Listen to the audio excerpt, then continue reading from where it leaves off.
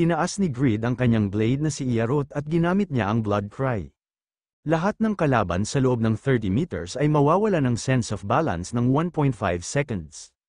Sumisigaw ang lahat ng kalaban na sundalo sa epekto ng blood cry. Pati ang First Prince na si Ren nawawala na rin ng balance. Sa isip-isip ng First Prince na si Ren na hindi niya akalain na mapapaluhod siya nito. Kahit natatakot siya sa sobrang lakas niya, isang bundok siya na dapat niyang malagpasan upang maging hari siya. Nag-counter-attack si Captain Chuxley at sinasabi nito na sa tingin niya ba uubra sa kanya ang ganyan.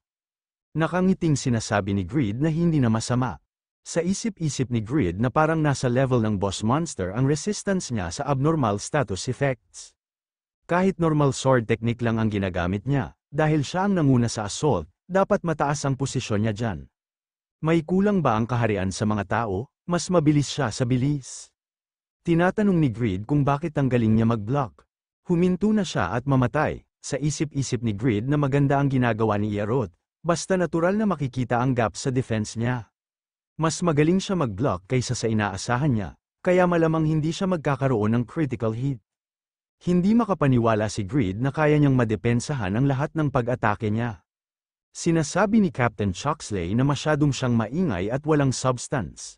Umatake na si Captain Chuxley at na-block naman agad nito ni Grid. Nagtataka at sa isip-isip ni Grid na parang walang special sa sword techniques niya, bakit ang lakas niya? First time niyang makakita ng ganito, iba ito sa mga teknik na ginagamit ni Evelyn at Piaro. Talsik si Grid sa ginagawa ng pag-atake ni Captain Chuxley. Sa isip-isip ni Grid na itinutulak ba niya ang mga tradisyonal na pamamaraan ng espada sa kanilang ganap na limitasyon.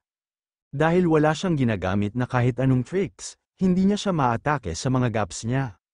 Masama ang match na ito para sa kanya, masayang-masaya ang First Prince na si Ren at sinasabi nito na masyadong puno siya ng confidence sa sarili niya, Grid. Kahit isang tao hindi niya matalo, lahat ay magbigay ng atensyon.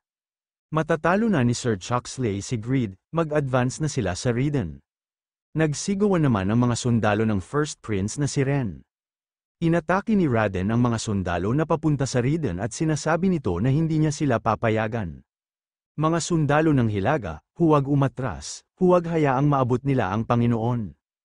Lumaban sila hanggang dulo, nagulat si Raden na may umatake sa kanya. Ito pala si Mr. Suabe na isang archer, sinasabi ni Mr. Suabe na napakaraming insekto na nakaharang sa daan, mawala na sila. Napapamura at sinasabi ni Grid na ginawa niya ang pagkakataon na tumayo.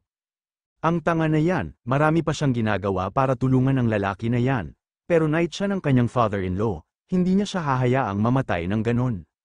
Hindi na mamalaya ni Grid ang papalapit na atake dahil malalim ang kanyang iniisip, buti na lang naiwasan niya ito. Sinasabi ni Captain Chuxley na may oras pa siyang tumingin sa ibang lugar, hindi niya ba alam na nasa harap niya siya? Napapalibutan na si Raden ng mga sundalo, buti na lang may dumating para tulungan siya. Nagtataka si Raden at tinatanong niya sa isip niya kung saan ang galing ang mga arrow, at napatingin siya sa likod. Si Asmafel pala ang dumating at tumulong kay Raden. Sumisigaw at sinasabi ni Asmafel na Panginoon ko, dumating na sila.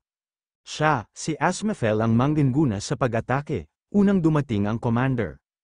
Hindi ba siya nahihiya? Lahat sila ay hindi nag-relax dahil lang naabutan niyo si Royman, di ba? Sa harap, 350 meters, hayaang magningning ang sandata na binigay ng Panginoon. Grid set. Mga sundalo ng Raiden average level, 160. Sinasabi ni Bonnie na may dumating na suporta. Bagamat mukhang 1,000 lang sila, hindi ito magtatapos ng mabilis. Ang mga sundalo ng North ay mas maganda ang ginagawa at inaasahan din, napaka-impressive ang mga knight ni Lord's Time. Nasa likod na pala si Lowell at sinasabi nito na hindi niya akalain na makikita niya siya dito, Mr. Bonnie. Nagtataka siya kung kanino siya humingi ng pahintulot para kumuha ng video at mag-record. Nagulat si Bonnie na parang nakakita ng multo nung nakita niya si Lowell. Sa isip-isip ni Bonnie na si Lowell, isa sa pinakamalapit na subordinate ni Grid. Paano niya siya nalapitan nang hindi niya man lang napapansin? Sinasabi ni Lowell na kailangan nilang pag-usapan kung paano ang hatian sa matatanggap na pera. Sigurado siyang tatanggapin niya, kung ayaw niyang mamatay. Sinasabi ng isang sundalo na kahit kinailangan nilang tumakbo sa disyerto, hindi siya napagod.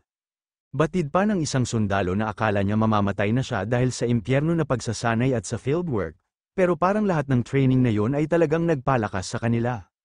Ngayon maaari na nilang protektahan ang kanilang mga pamilya sa kanilang sariling lakas.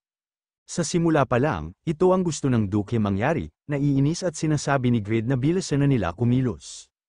Sa isip-isip ni Asmafel na dahil sa impyerno na pagsasanay, tumaas ang negative sentiments ng Panginoon. Pero parang nagbalik na ang tiwala ng lahat, ang Panginoon ang magliligtas sa kanila. Sa ngayon, nagsimula na ang mga mamamayan sa paniniwala sa kanilang sariling lakas. Isang lupa na kung saan ang kalooban ng Panginoon at ang mga mamamayan ay pareho. Aking Panginoon, salamat sa pagpapahintulot sa Kanya na masaksihan ito. Sigawan ng mga sundalo ng Ridden at sinasabi nila na ipaglaban ng Panginoon na tumanggap sa kanila. Nagpaulan ng mga arrow ang mga sundalo ng Ridden. Gumamit si Lowell ng Qigong para ilagay sa mga arrow na pinakawalan ng mga sundalo ng Ridden. At gumamit siya ng Wind Dragon Breath, direkta naman ito tumama sa mga sundalo ng First Prince na si Ren. Sa isip-isip ng First Prince na si Ren na masyado silang nakatutok kay Grid kaya hindi nila namamalayan ang paparating na ambush. Nakagawa siya ng isang kakilakilabot na pagkakamali. Para parangalan ang mga sundalong namatay na, dapat siya mag-advance. Kailangan may gawin siya sa kahihiyang na ito, sa isip-isip ni Mr. Suabe na 16 na buwan pa lang si Grid nang pinadala siya sa Ridden. Hindi niya akalain na makakalikha siya ng ganitong elite squadron of archers. Hindi pa natatapos doon, pero lahat sila parang taga-Ridden. Lahat ba sila ay mga archer? Huwag niyang sabihin na lahat sila ay pwedeng gumamit ng maraming armas. Nakikita niya na, kung bakit nag-aalala sa kanila ang kataas-taasan. Umatake na si Mr. Suabe at sinasabi nito na siya si Feral, papatayin niya silang lahat, sinasabi ng isang sundalo na may papalapit sa kanila na isang atake, delikado yan, mabilis naman dumating si Asmafel at nablock niya ang mga papalapit na atake sa kanya mga sundalo. Gulat na gulat at hindi makapaniwala si Mr. Suabe at sa isip-isip nito na ano. Kahit si Chucksley hindi niya kaya mabali ang arrow niya. Hinahamon niya ba siya, ang pinakamahusay na archer sa kaharian? Subukang niyang mablock ang mga ito, sa isip-isip ni Asmafel na pagkatapos niyang maglingkod sa Duke, siya ay inilagay lamang sa pangangasiwa ng pagkolekta ng ginto at pagsasanay ng mga sundalo. Kailangan niya ng isang lugar para patunayan ang kaya niya. Sinasabi ni Asmafel na nagpapasalamat siya para sa pagbibigay sa kanya ng isang yugto upang mag-perform. Habang inaatake ng Golden Hand si Captain Chucksley, sumisigaw ito dahil papalapit na si Grid kay Mr. Suabe. Sinasabi ng Blade na si Ierot na ano ang makintab na mga arrow na yun.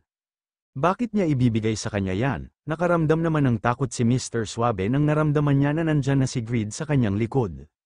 Umiiyak at sumisigaw si Asmafel at sinasabi nito na Panginoon ko. Bigyan niya siya ng chance to shine, ibigay niya na sa kanya yan. Nakatanggap ng critical hit si Mr. Suabe, Ierot, nabawasan ng 50% ang mga kakayahan sa pagpapagaling ng target. Ierot, magdudugo ang target ng 3 segundo, 3 hit combo achieved. Tumaas ang bleeding effect, ang target ay makakatanggap ng karagdagang 200% na pinsala sa loob na 1 segundo. Gumamit si Grid ng Pagma's Sword Dance, at Pinnacle. 5 hit combo achieved, ang kakayahan ng target na mag-isip ay pinaghigpitan sa loob ng 0.3 seconds. Maaari ka mag-link sa Hell Sword, sa isip-isip ni Grid na para sa mas malinaw na tagumpay. Ginamit ni Grid ang Hell Sword, sinasabi ni Mr. Suabe na hindi niya akalain na makikialam siya sa isang duel. Wala silang karangalan, paatake na si Captain Chucksley at sinasabi nito na hayop ka. Mamatay na siya, sa isip-isip ni Grid na paatake na siya dito. Gumamit si Captain Chucksley ng Rising Sword, sa isip-isip ni Grid na sa wakas, gumamit siya ng malaking kasanayan. Dahil sa galit niya, lumitaw ang gap, kumpleto niya na ang kinakailangan ng sword dance. Nakikita niya na ang pagkapanalo niya, sumisigaw at sinasabi ni Grid na ngayon na ang pagkakataon. Ginamit na ni Grid ang Pagma Sword Dance, at ang kill. Nagsabayan ng mga atake nila at pareho silang nakatanggap ng mga pinsala. Sa isip-isip ni Grid na hanggang kamakailan lang, sa tuwing lumalaban siya. Nagpapasalamat siya sa kanyang mga item at sa Immortal, palagi siyang may advantage kahit nakakatanggap siya ng mga pinsala. Dahil ang Pagma's Sword Dance ay isang damage-oriented na kasanayan, ito ay maayos na gumagana sa magandang sword dahil ang uri ng sandata ay nag-output ng malalaking bilang. Ngunit laban kay Elphinstone, Bram, at Piaro na hindi gumana.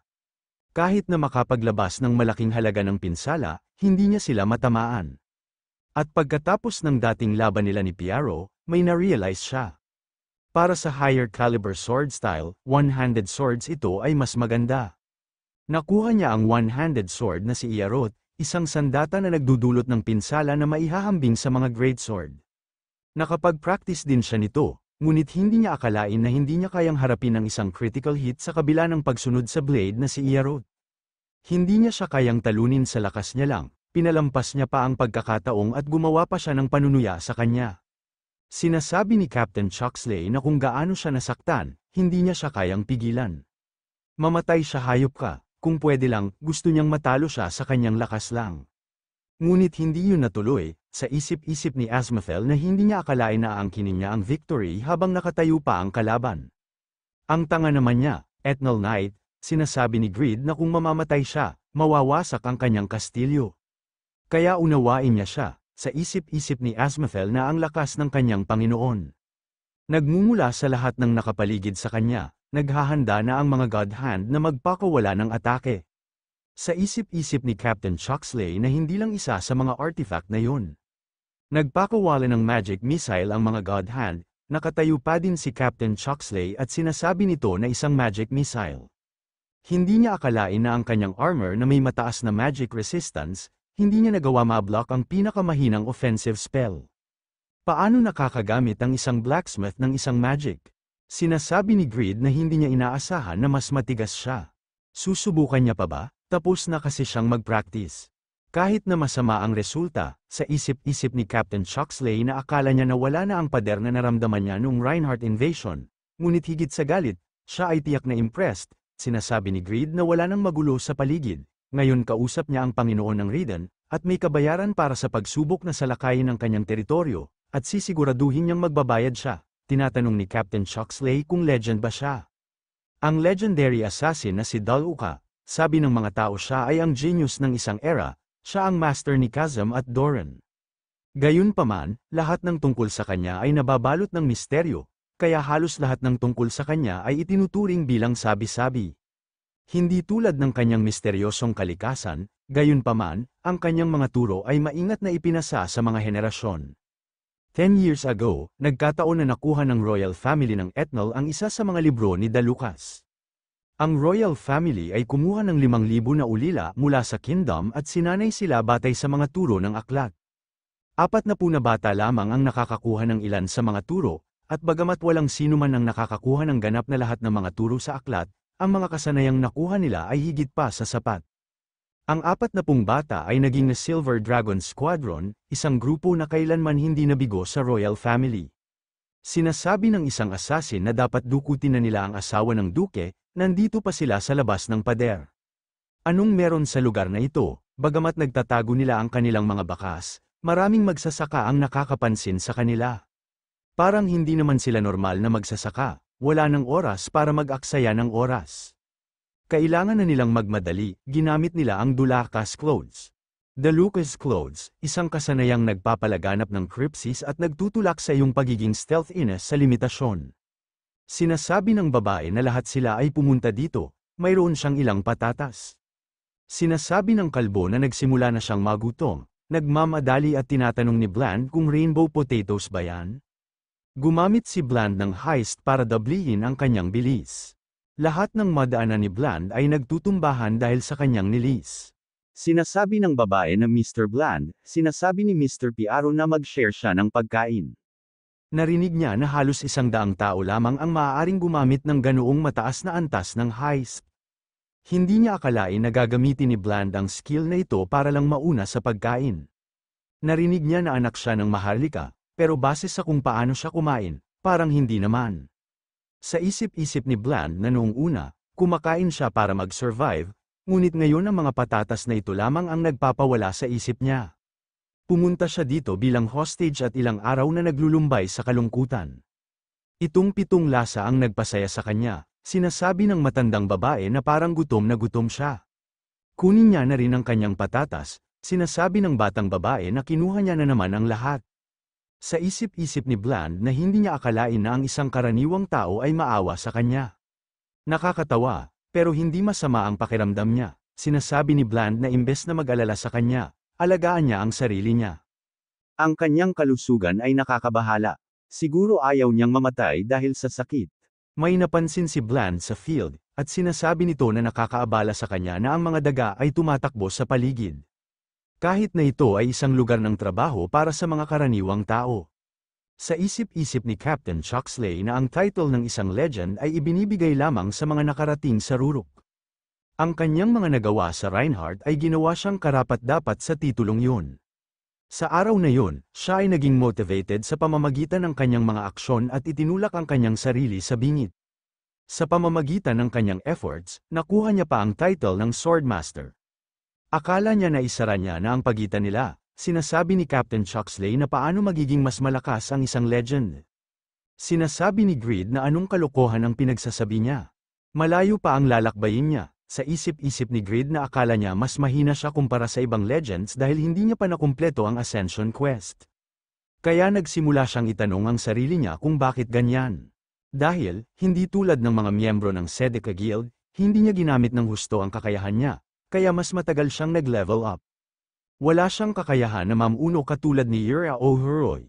Lagi siyang nagmamadali kumpletuhin ang mga quests na binibigay sa kanya. Ngunit ang mga taong yun sa halip ay naglalaan ng kanilang oras upang lubos na maunawaan kung ano ang nangyayari at pamahalaan upang ganap na mapakinabangan ang sitwasyon. Ibig sabihin, para lumago ng mas mabilis at mas mahusay, attitude ang susi. Kailangan niyang magsimula sa pamamagitan ng pagkukusa. Sinasabi ni Grade na malakas din siya. Anyways, pareho silang kailangang magsikap. Sinasabi ni Mr. Suabe na ang lakas ng loob niya na sabihin yan sa mga sundalo ng royal family. Sinasabi ni Grade na syempre, yan kung makakasurvive siya. Biglang inatake ni Grade si Mr. Suabe, napatay mo ang pinakamahusay na archer ng Ethnal Kingdom, Viscount Ferrell. Naging kaaway mo na ang Von family, nakakuha ka ng 356,410,000 experience. Nakuha mo ang Thunder Bow, tumaas ng 2 ang iyong demonic power. Sa isip-isip ni Captain Chuxley kay Mr. Suabe na kaibigan ko. Rest in peace. Sinasabi ng isang sundalo na ang lakas ng loob niya na patayin si Viscount Ferrell. Lahat, mag-advance, sinasabi ni Grade na literal na nailigtas niya ang kahariang na ito, at ganito ang igaganti niya sa kanya. Para sa kanyang mga paglabag sa kanyang sarili at sa Raiden, ang kanyang dugo ay ang tanging pera na kanyang tatanggapin. Gayunpaman, sigurado siyang alam niya na sa ngayon. Sumisigaw at sinasabi ng First Prince na si Ren na lahat ay lumaban. Oras ang kanilang kakampi, sa isip-isip ng First Prince na si Ren na ang walang kwentang hayop na yon. Umiyak siya hanggang sa gusto niya ngayon din, isang bagay na magpapabago ng tubig ay darating na. Kapag nangyari yun, kusang loob niyang iaalay ang kanyang leeg. May umaatake sa mga grupo ng mga assassin, nagtataka at sinasabi ng isang assassin na hindi niya akalain na masisira ang De Lucas clothes. Sino ang umaatake sa kanila? Isang magsasaka ang nakakita ng kanilang mga techniques. Sino siya, at bakit siya nakikialam? Sinasabi ni Bland na ang pagpunta dito ay nagpabuti ng kanyang paningin. Nakita niya si Mr. Asmafel na umalis kasama ang mga sundalo. Parang may nangyari, kung ginawa niya ito noong una siyang dumating dito, maaaring wala siyang balak gawin ito. May mga mamamayan na handang magbigay ng kung ano ang sa kanila dahil lamang sa pagmamalasakit nila sa kanilang kapwa. Hindi niya gusto silang makita na nasasaktan, hindi lang yun, pero gusto niyang maging masaya ang babaeng minsan niyang minahal. Kahit anong mangyari, makikialam siya. Gumamit si Bland ng fire arrow. Sinasabi ng isang assassin na isang magician, paano siya nagcast ng walang orb o wand. Sinasabi ni Bland na 16 na buwan na siya nagtatrabaho dito, at kahit hindi siya katulad ng kanyang master, hindi problema sa kanya ang paggamit ng lakas ng kalikasan. Hindi niya ba nararamdaman, sa isip-isip ng isang assassin na ang stigma na inilagay kung sakaling ang Silver Dragon Squadron ay may iniisip na abandonahin ang isang misyon? Ang mga bagay na ito ay mag-a-activate at papatay sa kanila kung wala silang gagawin. Hindi niya akalain maguguluhan sila, sinasabi ng isang assassin na huwag siya bigyan ng oras para mag-cast. Kung magician siya, hindi siya makakapag-react sa mga atake nila. Sinasabi ni Bland na iniisip niya ba talaga yan, Nablock ni Bland ang mga atake ng mga assassin. Nagtataka at sinasabi ng mga assassin na magsasaka ba siya, magician, o isang swordman. Wala na silang oras para dito, gamitin na nila ang kanilang secret technique. Ginamit ng mga assassin ang The Lucas Thread sa room ni Lord. Nakikita nating na si Lord na naglal arrow at masaya na napatumba niya ang kanyang laruan. Sa isip-isip ni Chasm na isang araw lang, hindi niya akalain na matatamaan niya ang target na 3 metro ang layo. Ang bilis ng kanyang paglago ay talagang kahanga-hanga, sigurado siya, ang batang ito ay lubos na ma-absorb at maperpekto ang mga techniques ng kanyang master, parang may nangyayari sa labas, hindi niya akalain na mararamdaman niya ang enerhiya na ito dito, isa itong The Lucas Techniques, nagtataka siya kung sino sila, nakakalungkot para sa kanila, pero, parang maaga ang pagtatapos ng kanilang paglalakbay. Nagtataka at sinasabi ng isang assassin na 2 spells ng sabay. Double casting, tinatanong nito kung sino siya, sinasabi ni Bland na una sa lahat, siya ay gourmet. Ang sarap talaga ng patatas dito, kaya mahirap kung may mangyayari sa kanilang masama. Nagpakawala ng fire blast si Bland, ginamit ni Grid ang pagma-sword dance, at wave. Talsik ang mga sundalo ng Ethnal at napapasigaw sila sa natatanggap nilang pinsala. Sa isip-isip ng First Prince na si Ren na hindi niya akalain na kaya niya harapin ang isang army mag-isa. Medyo kahanga-hanga, oo, ituloy niya ang pagtakbo, luluhod siya kapag dumampi sa likod niya ang nakatagong blade niya. Sa isip-isip ni Captain Chuxley na ang kanilang mga archer ay hindi dapat kutsain. Ang mga knight lamang ang dapat na narito upang harapin ang duke, ang mga regular na sundalo ay kailangan niyang mahayla pabalik. Sinasabi ng First Prince na si Ren na hindi na kailangang magpatalo para sa mga knight. Kailangan lang nilang lumaban ng kaunti, kaya pakiusap, hikayatin ang mga sundalo. Sinasabi ni Captain Chuxley na dapat dumating na sila. Hindi maaaring napatay na sila ng mga halimaw, sa isip-isip ng First Prince na si Ren na hindi pwede. Hindi maaaring malaman ng mga commoner ang mga pinaplano niya. Sinasabi ng First Prince na si Ren na may natitira pa silang alas. Kung makukuha nila ang asawa ng duke, sinasabi ng magician na kamahalan. Wala na ang stigmas sa Silver Dragon Squadron, naiinis at sa isip-isip ng First Prince na si Ren na dapat nagawang talunin ng Silver Dragon Squadron ang kanyang mga sundalo. Paano niya napaghandaan ito Duke Grid, sa isip-isip ni Captain Chuxley na nalalapit na ang pagkatalo. Kung matatalo ang royal family dito, ang mananatili na lang ay ang binhi ng rebelyon.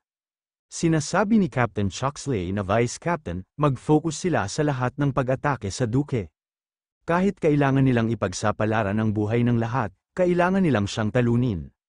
Sa isip-isip ni Captain Chuxley na kung may bitak sa haligi ng kaharian, dapat punuin ito ng dugo ng mga tagapaglingkod.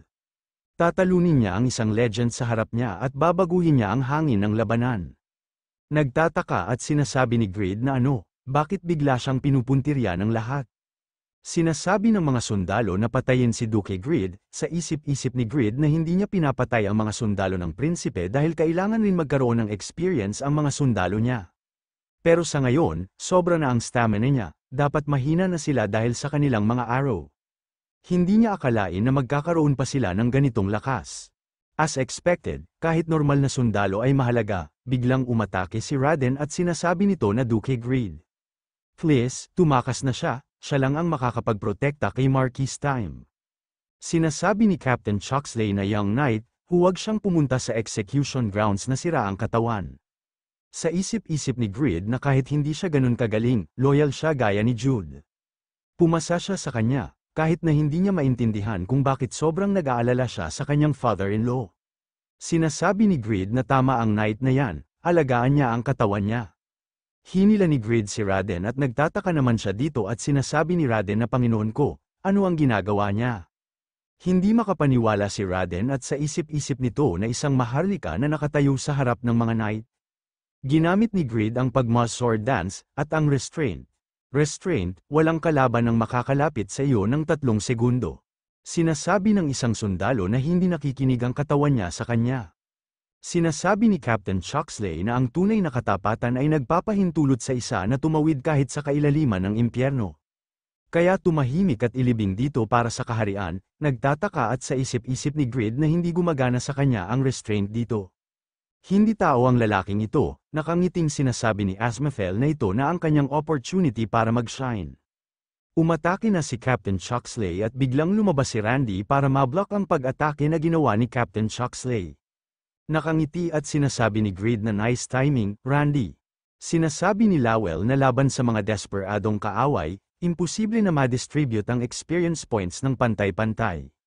Natapos niya nang ihanda ang kanyang ultimate skill, kaya i-unlock ang kanyang selyadong lakas. Tapusin na nila ito, Technician 3rd Ascension Class, Flow Master. Sa isip-isip ni Lowell na isang klase na hindi maganda sa mga tuntunin ng kakayahan sa pakikipaglaban, ngunit malaki ang epekto nito sa klima at terrain. Ang klaseng ito ay perpekto para sa kanya, isang strategist. Sinasabi ni Grid na i-unlock ang kanyang selyadong lakas. Kukurutin niya siya, anyways, siya na ang bahala sa kaliwa niya. Ginamit ni Grid ang Black Transformation, sabay na nila Grid at Lowell na pinakawalan ang kanilang mga skill, sa isip-isip ni Captain Chuxley na hindi kapanipaniwalang artifact at magic, isang alter ego na hindi ilusyon. Duke Grid, ang dami niyang napigilan nung araw na yon sa Reinhardt, sinasabi ni Grid na ito ang kanyang tagumpay. Asmafel, kasama ang mga sundalo, kunin ang mga loot, tumatakbo at umiiyak at sinasabi ni Asmafel na ito lang ba ang kanyang trabaho dito. Wala na masyadong natitira ng mga sundalo ng Ethnal, patuloy na sumulong. Sinasabi ni Grid na ito ay nakakapagod, sa isip-isip ni Lowell na gumamit siya ng mga legendary rated na skills, gumamit siguro siya ng maraming resources. At gayunpaman, wala siyang pakialam sa stamina o pagkonsumo ng mana. Hindi lamang yun, ngunit ang mga master ay karaniwang umaasa sa mga hindi pagsubaybay na kasanayan na maaaring iwasan. Bakit siya gumagamit ng magic missile? Hindi siya ganoon kagaling sa paggamit ng kanyang kakayahan, kaya lubos siyang umaasa sa mga god hands. Kung magpapatuloy ang mga bagay tulad nito, ang kanyang paglago ay titigil. May malinaw na pagkakaiba sa kanya at sa isang katulad ni Miss Yera, bumalik sila sa umpisa at tumaas ng level. Hindi niya nararamdaman ang perfectionist na nararamdaman niya kapag nasa harap niya si Kraugle o Agnes. Tulad ng inaasahan, ang mga item ba ang tanging paraan para malampasan yun? Kailangan siyang tumulong para makapag-isip sila ng mas malikhaing paraan sa mga isyong ito. Sinasabi ni Captain Chuxley na prinsipe, sila ay gagawa ng paninindigan dito. Please umatras na sila kasama ang natitirang Silver Dragon Squadron. Dahil isang disyerto ang Riden, karamihan ng mga kabayo ay malamang mahihirapan. Kung kukunin niya ang isang ito, matagumpay siya na makakaalis dito. Naguguluhan at natataranta naman ang prinsipe sa mga nangyayari. Sinasabi ni Captain Chuxley na siguro hindi niya makakalimutan kung ano ang kanilang goal. Maging aral sa kanya ang pagkatalo ngayon at maging hari na maaaring mamuno sa Ethnal. Inutusan ni Captain Chuxley ang mga sundalo at sinasabi nito na ang lahat ay kumalat at gumawa ng daan. Sa isip-isip ni Lowell na sa kabila ng pagdating nila sa Riden, aatras siya ng hindi man lang nakatapak sa lungsod. Sinasabi ni Lowell na may dapat siyang makuha para kay Mr. Grid. 13 sundalo mula sa kaliwang hukbo, ihanda ninyo ang inyong mga kabayo at sumunod sila sa kanya. Sa isip-isip ng First Prince na si Ren na malinaw ang pagkakaiba sa bilang ng mga sundalo. At perfect ang timing ng mga atake, naghanda pa sila ng mga sundalo na mag-ambush mula sa likod. Kaya paano ito nawala? Lubos niyang minaliit si Grid. Maraming buhay na ang nawala niya, makakaganti lang siya kung makakasurvive siya. Dapat niyang itakas ang mga sundalo, habang tumatakbo ang prinsipe may arrow na bumagsak sa kanyang tabi. Sinasabi ni Lowell kay Prince Ren, kung ayaw niyang mahulog, tumigil na siya. Sa isip-isip ni Lowell na umaatake sila gamit ang mga arrow habang nakasakay sa mga kabayo. Iyan ay isang bagay na kahit na ang mga knight ay nahihirapan. Hindi siya makapaniwala na mga sundalo lang sila, mass-produced Grid's Gator ay naayos sa estribo. Lubhang nabawasan ang tsansa ng pagbaba, batid pa ni Lowell na kailangan ng mga sundalo ang marunong sumakay sa kabayo. Pero sa disyerto, mas maraming oras ang kailangan para matuto. Tinanong niya kay Mr. Grid kung may solusyon yan ng mga items. Magandang trabaho ang ginawa niya sa paggawa nito, salamat sa mga gators na ito, nakabawas sila ng oras na kailangan para palakasin ang mga sundalo. Inutusan ng First Prince na si Ren ang mga Silver Dragon Squadron na protektahan siya. Sinasabi ng isang sundalo na Earl Lowell, magaling sila. Walang magagawa ang kanilang mga arrow sa kanila. Sinasabi ni Lowell na huwag siyang mag-alala. Mas maganda ang mga arrow na binigay ni Mr. Grid sa kanila. Bagaman sila ay mabilis, matataman niya pa rin sila, haharapin niya ang kalalabasan. Lumabas si Noe sa damit ni Lowell at sinasabi nito na ang lakas ng loob nila na samantalahin ang kanyang kakayahan. Gumamit si Noe ng Earth Dragon Claws, sinasabi ng First Prince na si Ren na paano madaling natalo ang Silver Dragon Squadron. Pero gayunpaman, medyo malayo na ang narating niya. Kailangan niya lang bumalik at isipin ang kanyang mga plano sa hinaharap. Pero parang may nakita siya na mukhang pusa, sumisigaw at sinasabi ng First Prince na si Ren na ang lakas ng loob niya na gawin niya ito sa kanya. Wala ba silang basic courtesy? Alam niya ba kung sino siya? Ang lakas ng loob niya na isang commoner blood na pinapahiya ang isang crown prince ng katulad na ganito. Sinasabi ni Greed na wala na ba siya sa sarili niya? Kung may nakakarinig sa kanya, baka akalain nila na siya ang nag-invade sa kanila. Sinasabi ng prinsipe na ang lakas ng loob niya na kausapin siya ng ganyan. Di ba siya naman ang nag-provoke sa royal family? Ang lakas at rank sa Ethnal ay dapat umikot sa royal family. Sinampal ni Greed ang prinsipe at sumisigaw ito na tumahimik siya, bugok na prinsipe. Kaya ba sinasabi niya kung may mas mataas na ranggo kaysa sa kanya na magtangkang tumapak sa iyo? Huwag niya silang pigilan. Parang ang saya-saya niyang nakatapak sa mahihina hanggang ngayon. Ngunit dahil ang mga bagay dito ay hindi natapos sa paraang gusto niya, sa tingin niya ito ay hindi patas. Marami na siyang nakita na tulad niya, there's no way na ma-realize niya ang mali niya.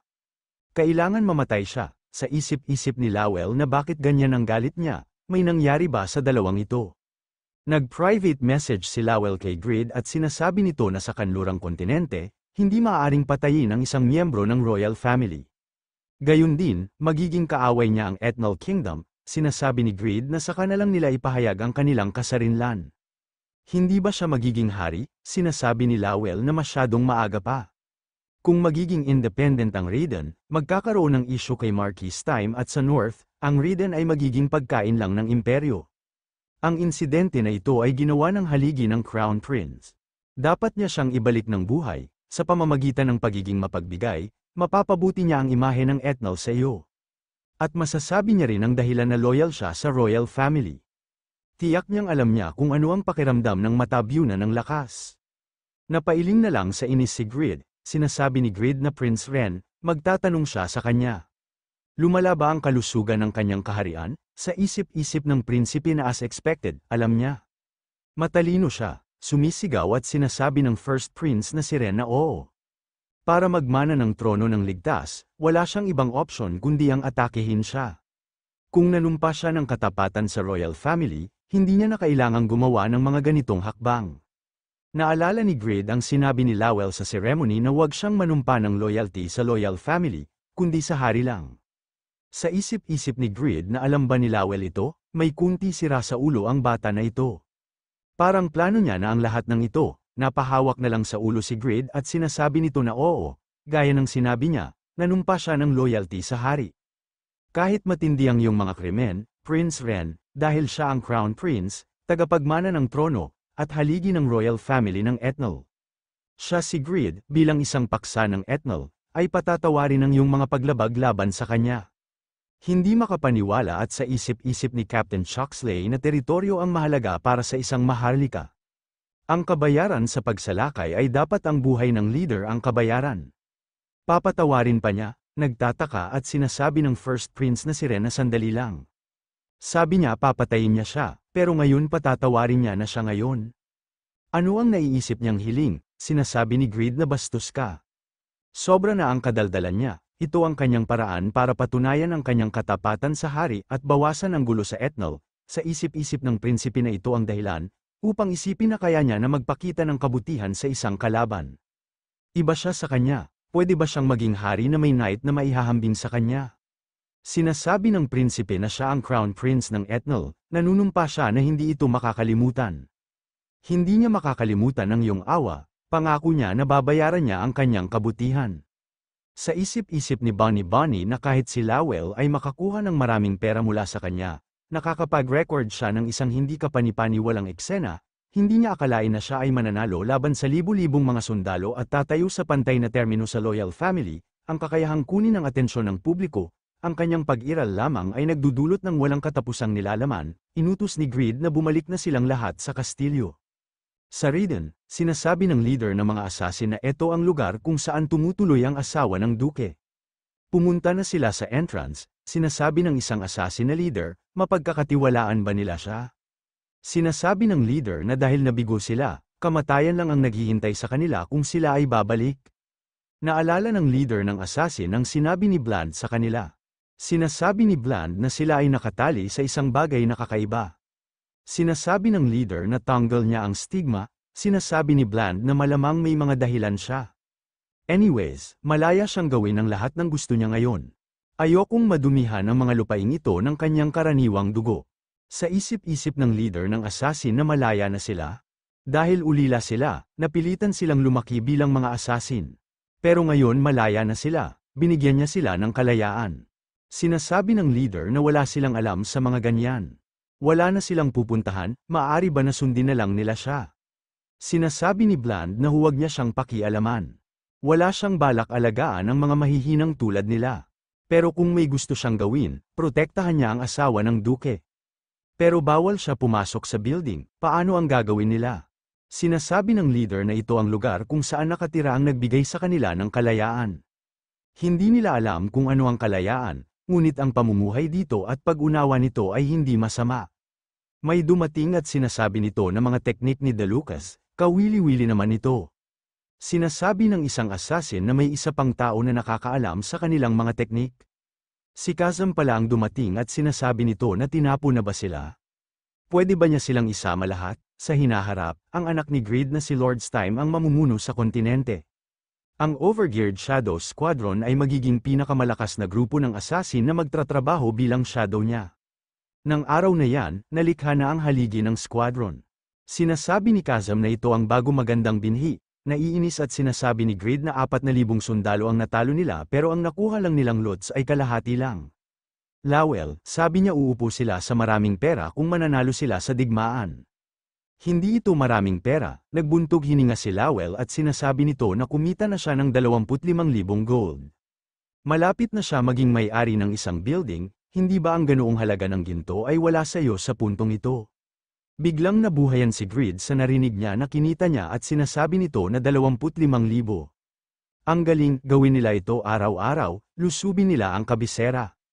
Sinasabi ni Lowell na hindi yan maari, kahit ang Raiden ay isang teritoryo na na-optimize para sa digmaan, ang invading ay hindi bagay sa ngayon. Sinasabi ni Greed na kaya nilang manalo dahil sa mga sundalo. Asmafel, good job, salamat sa kanya dahil nanalo sila. Sinasabi ni Asmafel na sobra niya na siyang pinupuri. Ito ay isang bagay na ginawa niya kasama si General Commander Piaro. Sa isip-isip ni Asmafel na nag-aalala siya na hindi niya mapansin. Pero hindi niya akalain na alam niya, sa isip-isip ni Raiden na ito ay ang katotohanan. Hindi sila may kukumpara sa mga sundalo ng norte sa stamina o diskarte. Balang araw, gusto niyang matuto kung paano pinataas ng Raiden ang kanyang mga sundalo. Tumatawa at sinasabi ni Greed na ipagpatuloy ang paggawa ng magandang trabaho sa pagsasanay ng mga sundalo. Dismayado sinasabi ni Asmafel na magsasanay ulit ng mga sundalo. Sinasabi ni Greed na higit siya kay Piaro, bigla siyang nawala dahil sa pagsasanay ng isang sundalo. Sinasabi ni Royman na General Commander, may 850 na bagong farmer sila, ibig sabihin, may 850 na prisoner silang nahuli. Sinasabi ng prinsipe na hindi niya akalain na matatalo ang kanilang Silver Dragon Squadron, 39 Knights, Feral, at si Andy. Mayroon ding humigit kumulang 1,000 sundalo ang natitira mula sa unang 7,000. Dahil sa pagkakamali niya, maraming buhay ang nawala. Dahil siya ay pushed back sa laban para sa trono, ito ay magtatagal upang mabayaran silang lahat. Sinasabi ni Captain Chuck Slay na nakasurvive siya. At nakumpirma nila ang loyalty ni Duke Greed, higit pa yan sa achievement. Sinasabi ng prinsipe na oo, bilisan na nila, gusto niyang manatili sa tabi ng kanyang ama sa mga huling sandali niya. Sinasabi ng second prince na si Aslan na mukhang nasa isang kakilakilabot na estado siya. Tulad ng inaasahan, parang hindi maganda ang resulta. Aslan, Etnal's second prince, tinatanong ng first prince na si Ren na kung ano ang ginagawa ng second prince dito. Sinasabi ng second prince na si Aslan na alam niya na matatalo siya. Hindi niya akalain na susubukan niyang harapin ang isang legend na may mga sundalo lang. Masyado siyang walang ingat, sinasabi ng First Prince na si Ren na wala siyang dahilan. Naging balisa siya, at dahil doon, ang royal family ay binigyan niya ng malaking dagok. Sinasabi ng Second Prince na si Aslan na okay lang, pero, hindi niya inaasahan na makakabalik siya ng buhay. Bakit sa tingin niya hindi niya siya pinigilan sa digmaan? Sinasabi ng First Prince na si Ren na Aslan, anong pinagsasabi niya? Isa siyang laging seryosong kausap, sa isip-isip ni Captain Chuxley na para may mali. Sinasabi ng Second Prince na si Aslan na hayaan niya si Sir Chuxley. Isa siyang mahalagang tao sa Ethnal Kingdom, sumagot naman ang lalaki na naiintindihan niya. Naghahanda bunutin ni Captain Chuxley ang kanyang sword at tinatanong nito kung sino siya. At bakit nakikialam siya sa usapan ng dalawang prinsipe? Sinasabi ng lalaki na iiwan niya siya ng buhay, sa kabila ng pagiging isang swordmaster, medyo bastos siya dahil ito ang una nilang pagkikita. Nagtataka at sa isip-isip ni Captain Chuxley na ang teknik na ito. Hindi ito galing sa Ethnal, sinasabi ng lalaki na parang galing sa Empire at sinasabi nito na tatanggapin niya ito bilang pagiging teritoryo niya. Siya yung madalas niyang tawaging na Ninth Knight. Sa isip-isip ni Captain Chuxley siya ay ika-9 na knight. Ito ay hindi kanais-nais na pamamaraan na kanyang hinarap sa maraming beses dati. Isang single-numbered knight ba siya sa Empire?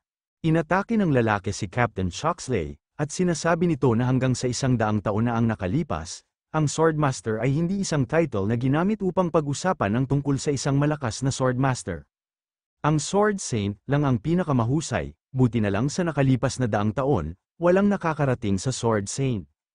Kaya hindi siya nag-expect, pero hindi niya akalain na mahina siya, hindi man lang niya maprotektahan ang Panginoon niya.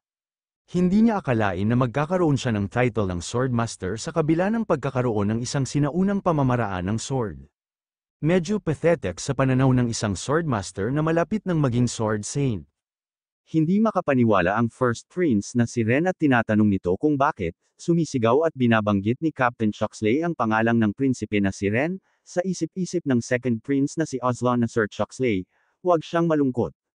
Siya ay isang mahina na prinsipe na hindi man lang naipagtanggol ang kanyang lugar. Para sa kinabukasan ng Ethnal, siya ay isang tao na kinakailangan patayin. Ngayong magiging kanya na ang Ethnal, hindi niya hahayaan ang mga mahihina.